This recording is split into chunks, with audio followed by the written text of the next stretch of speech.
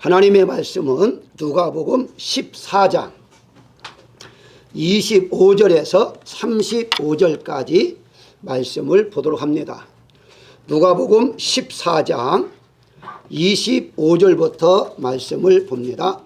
수많은 무리가 함께 갈새 예수께서 돌이키사 이르시되 물은 내게 오는 자가 자기 부모와 처자와 형제와 자매와 더욱이 자기 목숨까지 미워하지 아니하면 능히 내 제자가 되지 못하고 누구든지 자기 십자가를 지고 나를 따르지 않는 자도 능히 내 제자가 되지 못하리라. 너희 중에 누가 망대를 세우고자 할진대 자기가 가진 것이 중궁하기까지에 족할는지 먼저 앉아 그 비용을 계산하지 아니하겠느냐. 그러지 아니하여 그 기초만 쌓고 능히 이루지 못하면 보는 자가 다 비웃어 이르되 이 사람이 공사를 시작하고 능히 이루지 못하였다 하리라. 또 어떤 임금이 다른 임금과 싸우러 갈 때에 먼저 앉아 1만 명으로서 저 2만 명을 거느리고 오는 것 자를 대적할 수 있을까 헤아리지 아니하겠느냐. 만일 못할 터이면 그가 아직 멀리 있을 때에 사신을 보내어 화친을 정할지니라. 이와 같이 너희 중에 누구든지 자기의 모든 소유를 버리지 아니하면 능히 내 제자가 되지 못하리라. 소금이 좋은 것이나 소금도 만일 그 맛을 잃으면 무엇으로 짜게 하리요. 땅에도 거름에도 쓸데없어 내버리느니라. 들을 귀가 있는 자는 들을지어다 하시니라. 아멘. 본문에서 능히 내 제자가 되지 못하리라 하는 말씀을 3번이나 반복하고 있습니다. 그렇게 반복하는 이유는 제자가 중요하다는 사실이고 그게 중요한데 사실은 또 제자가 되기가 어렵다라는 것을 말씀하고 있습니다. 성경에서는요 하나님을 믿는 사람들을 여러 구분합니다. 가장 일반적인 무리를 말해요. 그래서 성경 읽어보면 무리들이라고 말합니다. 그리고 이제 예수님을 가장 가까이 따르는 12 제자가 있었고요. 그리고 70명의 제자가 있었고 그 더 나아가 120명의 제자, 그리고 이제 베드로 시대 때에는 3,000명, 5,000명의 제자로 확산이 되어지고 있습니다. 따라서 제자를 할지라도 얼마 정도의 예수님을 위해서 헌신하느냐 따라서 각각 달라지죠. 우리가 한동안은 한때 제자 운동이 유행이었습니다. 이 제자라는 것 뜻은 무엇을 말하느냐라고 했을 때요, 사실 스승이라는 것이죠. 가르침을 받는 자를 제자라고 말합니다. 자, 그렇다면 우리가 일반적인 성도는 누구냐? 하나님 예수님을 믿고 구원받는 자, 그냥 믿는 것으로 끝나는 자는 그냥 일반 무리 성도라 그렇게 말할 수 있어요. 그런데 하나님 말씀을 듣고 깨닫고 읽고 연구하면서 이 말씀대로가 살아가야겠다, 즉 가르침대로 살아가야겠다라고 믿는 사람은 직분에 관계없이 꼭 목사님 목회자뿐만 아니라 누구나 다 그런 마음을 가지고 행하는 자를 성경에는 제자라 그렇게 말하고 있습니다. 자, 그러다 보니까 제자 운동이 한참 유행이 되었던 것이죠. 그럼 뭐가 차이가 있느냐? 일반적으로 그냥 믿는 자는 구원받는 걸로 끝나죠. 그런데 구원 외에 상급이라는 게 있습니다. 그래서 성경에 보게 되면 상에 대해서 자주 언급을 해요. 그러면 상은 누가 받느냐 했을 때에 주님을 위해서 헌신하는 자들, 일하는 자들이 상을 받게 되어 있습니다. 그러니까는 예수님을 믿고 구원받는 걸로 끝날 것이 아니라 우리는 좀 더 상을 받게 하는데 이 세상에서도 상을 받을 뿐만 아니라 내세까지도 우리가 상을 받는 것, 이걸 오늘은 제자라 그렇게 제가 한번 말씀을 드리고자 합니다.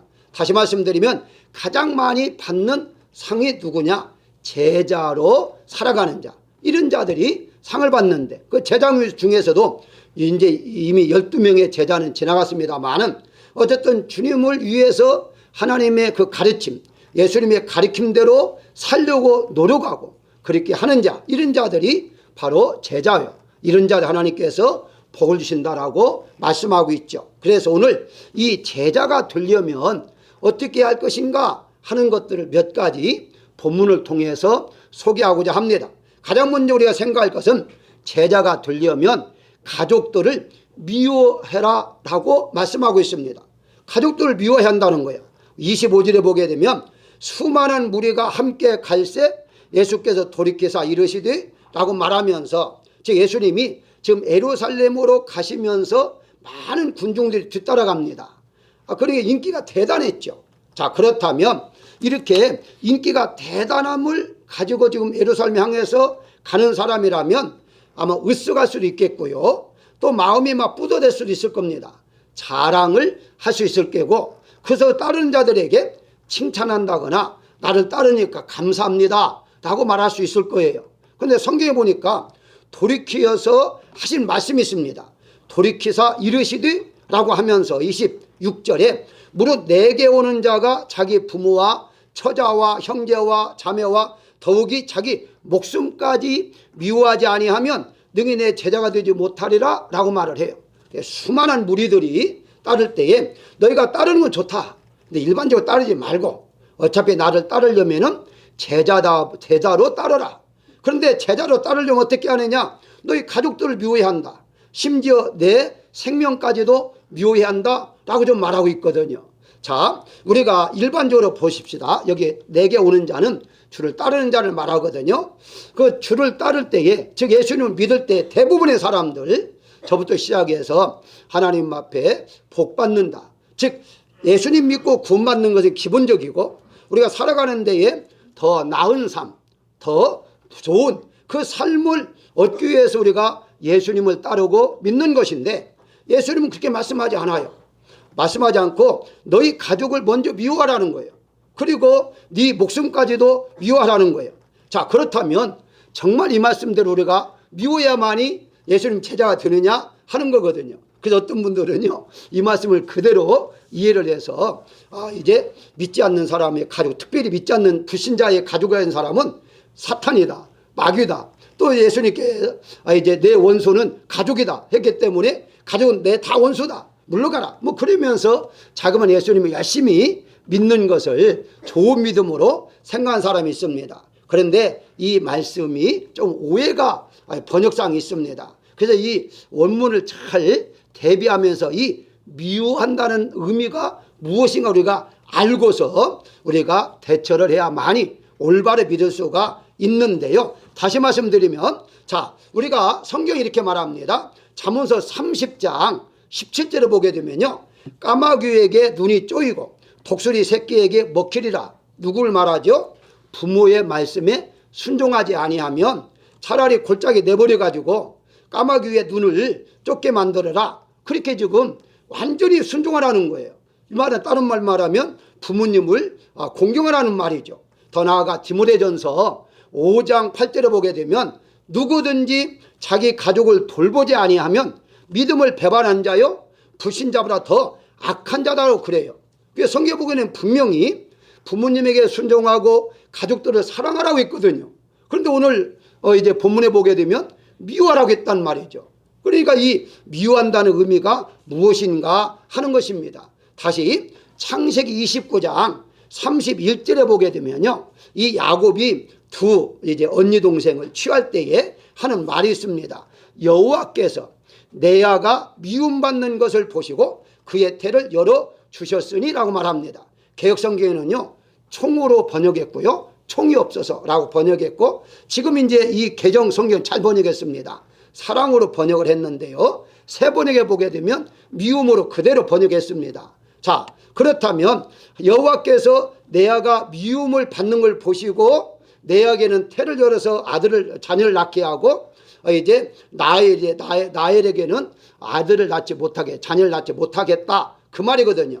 그런데 이것만 보면 정말 야곱이 이 레아를 미워했나 보다라고 생각할 수 있잖아요. 근데 이제 성경에 아내를 미워하면 안 된다고 했는데 왜 유독에 레아만 미워했겠어요? 그래서 자세히 보게 되면요, 30절에 그 한 단 위에 구절에 보게 되면 야곱은 레아를 미워한 것이 아니라 레아보다 라헬을 더 사랑하였다라고 말합니다. 이건 미워했다는 말은 제가 말하는 것이고요, 읽어보면 레아보다 라헬을 더 사랑했다 이렇게 말을 해요.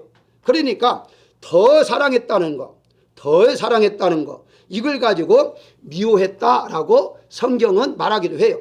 아니 왜 전혀 다른 말인데 왜 그렇게 번역할 수 있을까요? 그 단어가 그렇게 번역할 수 있는 단어예요. 다시 로마서 9장 13절에 보게 되면요, 이런 말씀이 있습니다. 야곱을 하나님께서요, 야곱을 사랑하고 에서는 미워했다 하심과 같다라고 그래요. 아니, 하나님께서 왜 야곱만 사랑하고 에서를 미워했겠어요? 이걸 정확히 번역하면요, 미워했다는 말로 번역하지 말고 하나님께서 야곱을 에서보다 더 사랑하셨다, 이렇게 번역을 하면 됩니다. 아니, 하나님께서 왜 미워했겠어요? 하나님의 자녀인데. 더군다나 원래는 장자였잖아요. 에서가 미워할 이유가 없죠. 이제 번역상 메꿔놓지 못하게 번역하다 보니까 많은 분들이 하나님께 나는 사랑하고 저 사람 미워하나 보다, 이렇게 생각하거든요. 그러다 보니까 심지어 교회 안에서도 당신 미워해, 하나님이 나만 사랑해, 이렇게 많은 사람이 있는데 그게 절대 성경직이 아니에요. 하나님 누구나 다 사랑하시는데 더 사랑하는 사람이 있고 그 사람보다도 덜 사랑하는 사람이 있다고 말하고 있는 것이죠. 자, 그러다 보니까 여기 미워라는 말을 다시 이제 해석하게 되면은 하나님보다도 나를 이제 그 자녀, 그 가족들을 더 사랑하지 말고 이제 나를 더 사랑하라, 이렇게 번역을 하면 됩니다. 그렇게 해야 이 말씀이 맞지. 미워해야 한다. 아니, 그러면 내 가족을 미워하고 다 모른 척하고 굶든지 말든지 나는 뭐 그냥 기도만 하고 예수님 뭐 그냥 봉사만 하고 그런 많은 상을 받느냐? 절대 그게 아니다는 거예요. 그래서 잘못 알고서 일부에 옛날에는 그런 분들이 종종 있습니다. 그냥 가정을 팽개치고 교회 가서 뭐 철회하고 금식하고 또 뭐 봉사하고 그럼 상급을 많이 받는 줄로 착각하는 경우가 있었다는 것이거든요. 그 실제적으로 그런 분도 있어요. 절대 미워라는 말은 그 말이 아니라 가족보다도 예수님을 더 사랑하는 자가 제자다라고 분명히 성경에서 말하고 있습니다. 따라서 여러분들이 정말 제자가 되려면 가장 먼저 어떻게 하느냐? 가족보다도 하나님, 즉 예수님을 더 사랑하는 자가 제자의 자격이 된다는 사실을 믿으시기를 바랍니다. 두 번째는 제자가 되려면 어떻게 하느냐? 자기 십자가를 지라고 말씀하고 있습니다. 27절에 보게 되면 누구든지 자기 십자가를 지고 나를 따르지 않는 자도 내 제자가 되지 못하리라 라고 말씀해요. 자, 예수님께 제자들을 부르실 때에 나를 따르라고 그래요. 처음에 나를 따르라. 그래서 성경에 보게 되면 예수님을 쫓았다라고 성경은 말을 해요. 그런데 지금 현재 이때 당시에는 거의 3년이 다 될 무렵이거든요. 시간이 지났어요. 시간이 지나고 난 다음에 따르는데 그 앞에다가 수식어가 들어있습니다. 따르기는 따르는데 자기 십자가를 지고 따르라 라고 말을 해요. 자, 당시에도 그랬습니다마는 지금도 그런 생각을 가지고 있지 않습니까? 당시 십자가는 무엇입니까? 십자가는 악한 사람이 죄를 범하고서 이제 사형 선고를 받고 형틀입니다. 형틀. 한마디로 형틀이 십자가예요. 그러면 제자들에게 자기 십자가를 지고 따라야 한단 말은 내가 앞으로 죽을 텐데 너희도 다 십자가에 죽어야 한다, 이 말로 들을 수가 있잖아요. 그러니까 이해가 안 되죠. 아니, 예수님 따르는 것은 더 잘 되기 위해서, 더 잘 살기 위해서 예수님을 따르는 건데 아니 십자가를 지고 죽어라? 그러니까 한때 그렇게 오해하는 분들이 지금도 자기 십자가를 지라 그러면 이거 나 죽으라나 보다, 이렇게 생각하는 사람들이 더러 있습니다. 그런데 여기에 자기 십자가를 지라는 말은 죽어야 한다는 말도 물론 이해할 수는 있어요. 예수님이 십자가를 돌아가셨으니까. 근데 그런 의미가 아님을 우리가 분명히 알아야 한다는 것입니다. 그렇다면 자기 십자가는 무엇이냐라는 거 오늘날로 제가 설명을 드린다면 예수님은 죽기까지 하셨지만, 십자가에서 죽기까지 하셨지만 그 전에 우리가 분명한 것은 예수님을 믿는다는 것은요, 바로 첫 번째가 핍박을 받는 것입니다. 지금도 물론 미국에서 예수 믿는 것 때문에 핍박받는 일이 거의 없겠습니다만, 그러나 여러 가지 문화적인 차원에서 핍박을 하는 경우들이 종종 있잖아요. 그래서 이 말은 핍박을 잘 견뎌야 한다 하는 말이에요. 자기 십자가를 지라는 말은 어떤 핍박도 잘 견뎌야 한다. 그게 바로 사도행전 14장 22절에 보게 되면 우리가 하나님의 나라에 들어가려면 많은 환난을 겪어야 할 것이다 라고 말을 해요. 그 당시에 또 그랬지만 지금도 사실은 어느 시대에다 예수님을 믿는 것 때문에 핍박과 환난받는 때가 많아요. 그런 것을 감수해야 한다. 그게 바로 자기 십자가를 지는 거다. 두 번째, 같은 신자, 한마디로 교회 식구들을 포함합니다. 교회 식구들을 통해서 바로 이렇게 어려움과 비난과 비방을 또 받을 수도 있어요.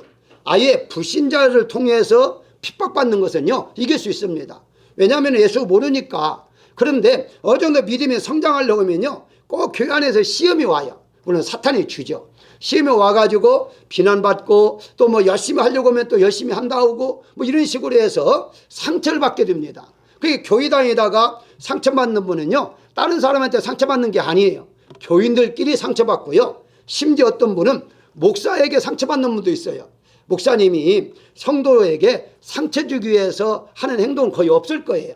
그런데 이제 그 목사를 통해서 혹은 설교를 통해서 오해를 하게 하고 그 오해를 통해서 상처를 받는 경우가 있습니다. 자, 그러다 보니까 옛날에 예수님 믿다가 믿지 않은 사람들이 들어보면 무엇 때문에 상처받아서 교회 안 나간다 이런 분들이 있거든요. 그것을 잘 이겨내는 것이 자기 십자가를 지고 나를 따르는 거다라고 말하고 있고요. 세 번째는 애매한 고난을 받기도 합니다. 베드로가 말을 했죠. 베드로전서 2장 19절에 보게 되면 애매의 고난을 받아도 하나님의 생각함으로 슬픔으로 참으면 이는 아름답다라고 말합니다. 애매라는 무슨 말이죠? 까닭 없이 이유 없이 고난을 받을 수가 있어요. 그러다 보니까 내가 참 예수님만 생각하고 잘 믿는데 왜 나에게 이런 어려움이 있지? 이런 경우 있잖아요. 내가 이제까지 정말 충성을 다했는데 왜 이렇게 자녀가 안 풀리지? 내 사업장이 안 되지? 왜 이렇게 내가 병들지? 이런 경우도 있지 않습니까? 이런 것이 다 애매한 것이라고 이렇게 말할 수 있어요.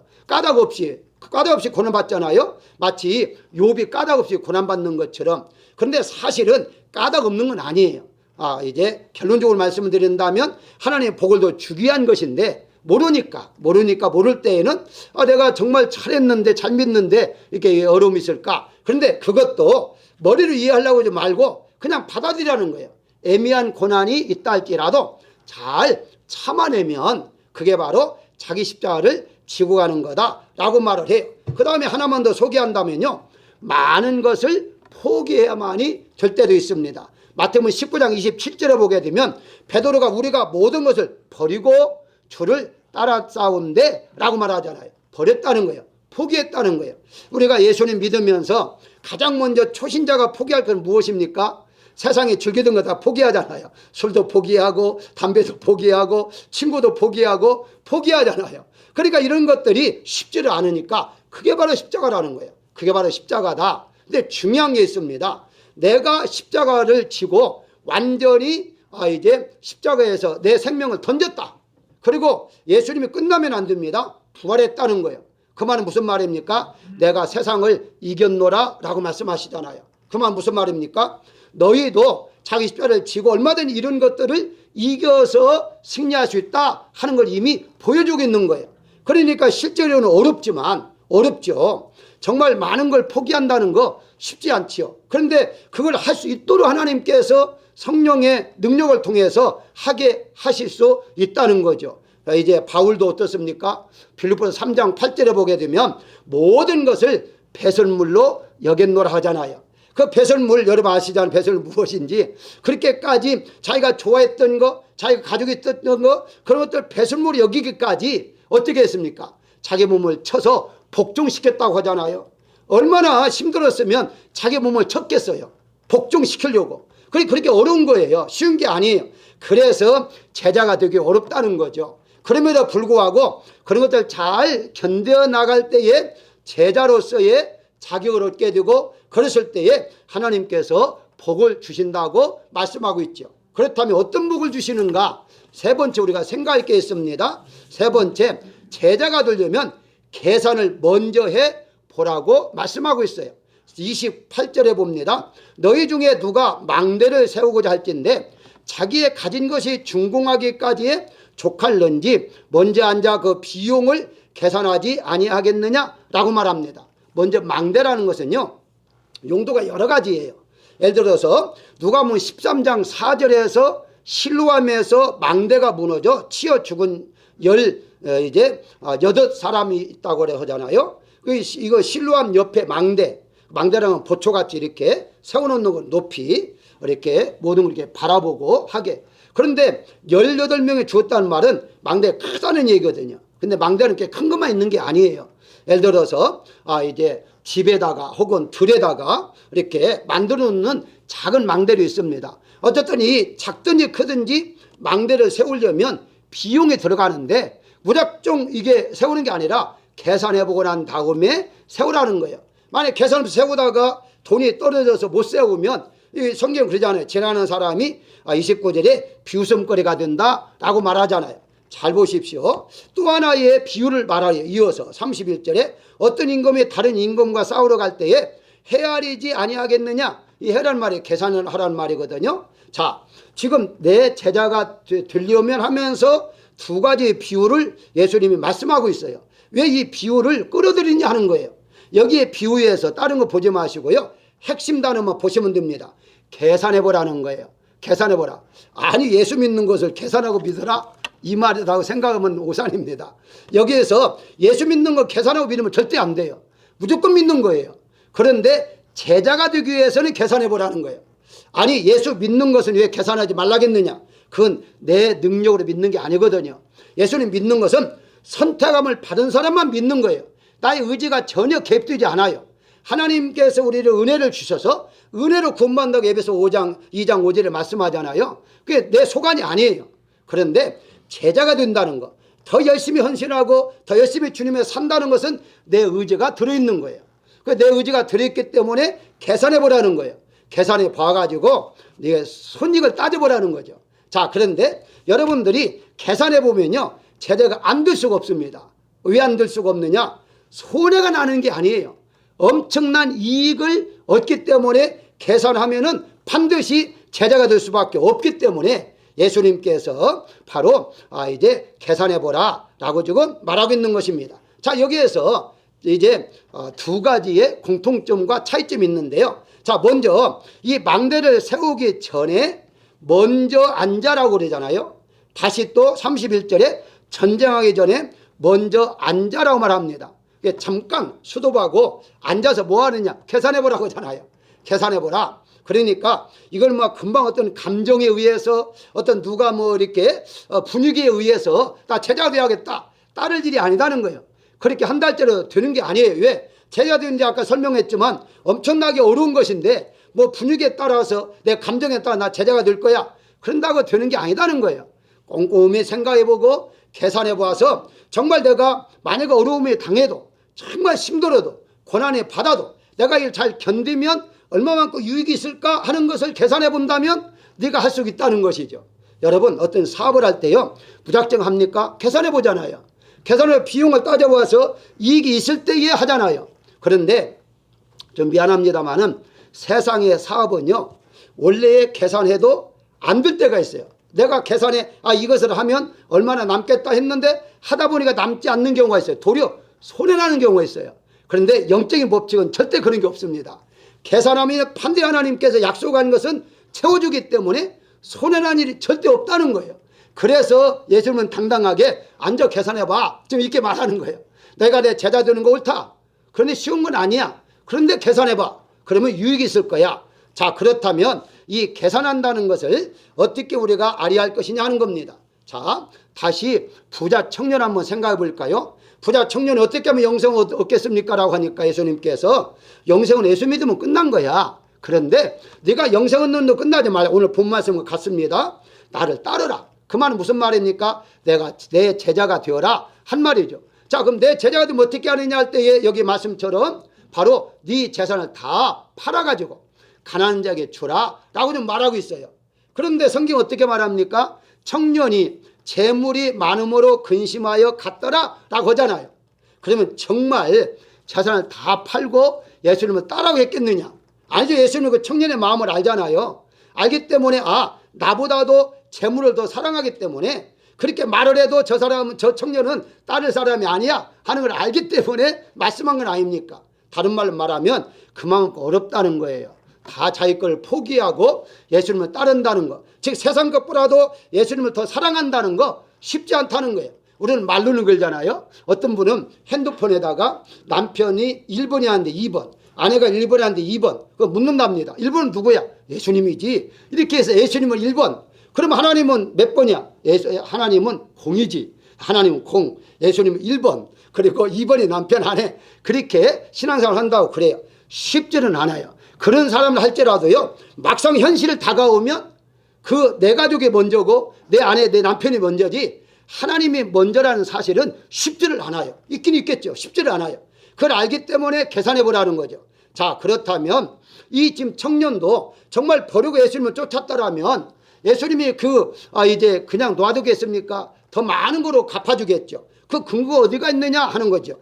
같은 내용을 마태복음, 마가복음, 누가복음 다 나와요. 오늘 본문에 누가복음이잖아요. 자, 그런데 이 마태와 마가복음은 어떻게 말하느냐?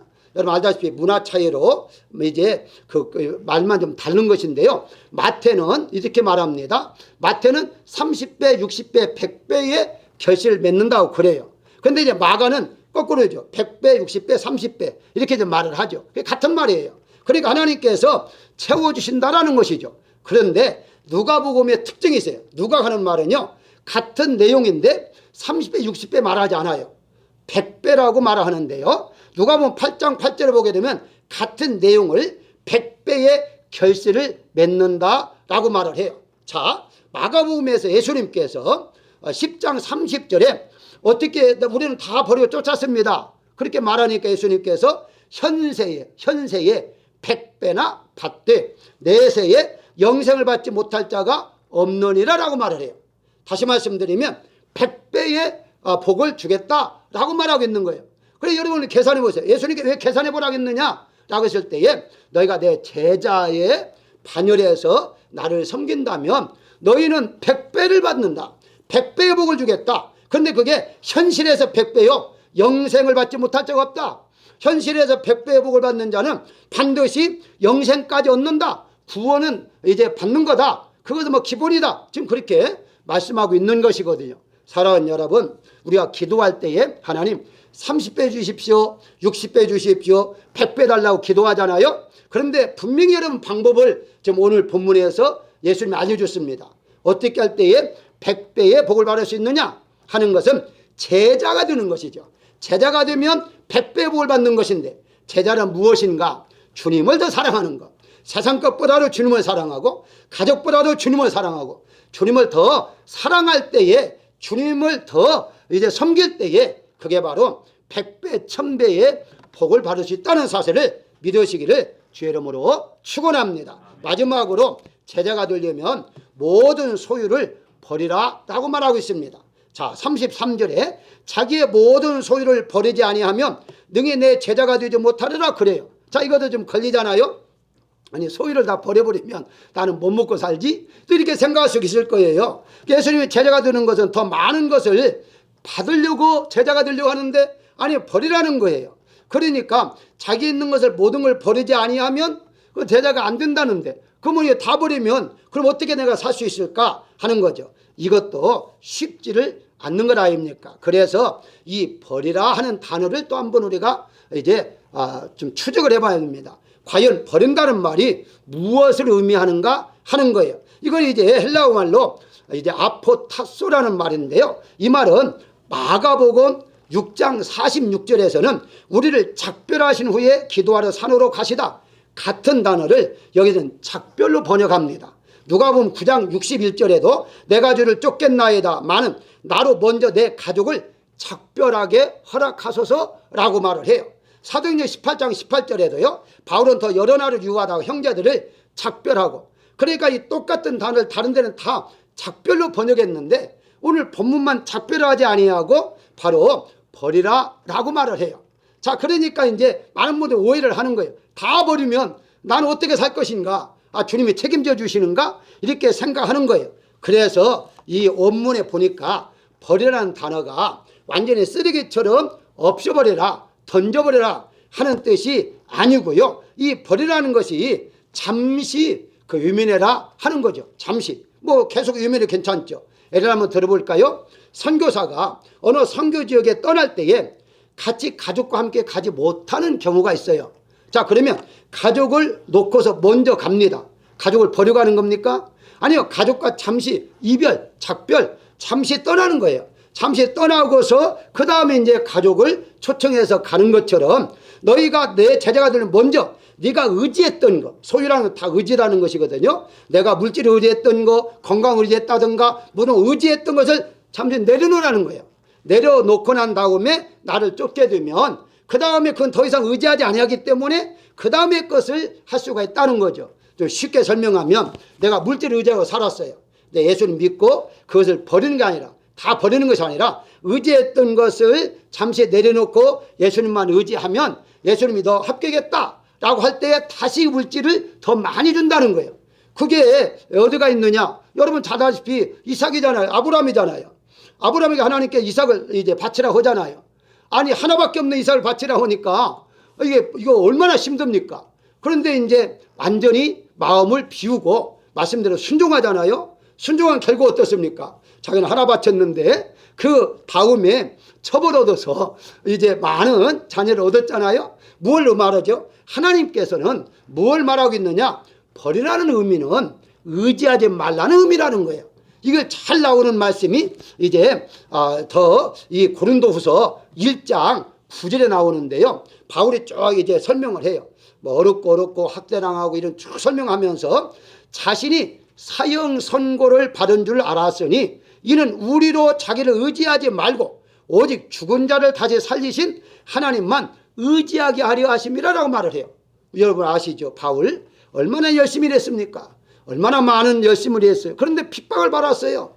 사형 선고까지 받았어요. 이제는 죽을 수밖에 없어요. 그런데 그걸 보니까 왜 나를 죽이려고 했는가 보니까 그 마지막까지도 하나님만 의지하고 자기 자신을 의지하지 말게 하기 위해서 그렇게 했다는 거예요. 뭘 말하죠? 다른 말로 말하면 모든 걸 버리라는 말은 그 의지하고 살지 말라라는 말이죠. 오직하면요, 이제 우리가 잘 아는 대로 사람의 생명 어디 있다고 했어요? 호흡이 있다고 했어요. 코의 호흡. 호흡이 멈추면 끊어진다고 하잖아요. 아무것도 아니다고 하잖아요. 우리는 물론 사람 의지하고 살 수밖에 없지만 사람 의지해봐야 의미가 없는 거죠. 바로 하나님을 의지하라 하는 의미로 말씀하는 것이지 완전히 버리고 빈털터리가 되어서 예수 믿어라 이런 뜻이 절대 아니라는 거예요. 그리고 빈털터리가 되어서 제자가 되라 이런 뜻이 절대 아니라는 거예요. 여러분들이 한번 나 자신을 살펴보시길 바랍니다. 정말 내가 예수님 믿는다 하면서도 정말 예수님만 의지하고 사는가 아니면 다른 것을 더 의지하고 사는가 하는 거죠. 물론 우리가 인간이다 보니까 당신 없으면 나 못 살아 이런 말 할 수 있죠. 그렇다고 그 사람이 뭐 믿음이 없다 저는 그런 말을 지금 하는 게 아닙니다. 바로 사람들 의지하겠죠. 그러나 하나님과 나와의 관계에서 정말 누구를 더 사랑하느냐 하는 거죠. 그게 바로 예수님께서 마지막 베드로에 하신 말씀이잖아요. 너는 나를 더 사랑하느냐 그러잖아요. 나를 더 사랑하느냐 계속 묻잖아요. 그 말이 바로 이 말이거든요. 너 내 제자가 되었는데 정말 다른 것보다 나를 더 사랑해? 라고 묻잖아요. 그 말씀이거든요. 예수님만 더 사랑한다면 예수님 하나님만 더 사랑한다면 우리의 모든 것들을 하나님이 계산해 보니까 넘치도록 100배 이상 채워주시겠다고 약속하고 있습니다. 이런 이제 사업이 어디 있습니까?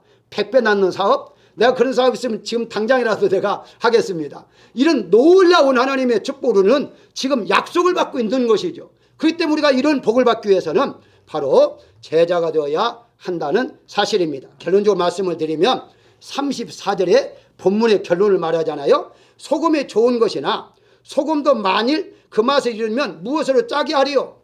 쓸데없어 35절에 땅에도 거름에 쓸데없어 내버림받은다 라고 말하고 있어요.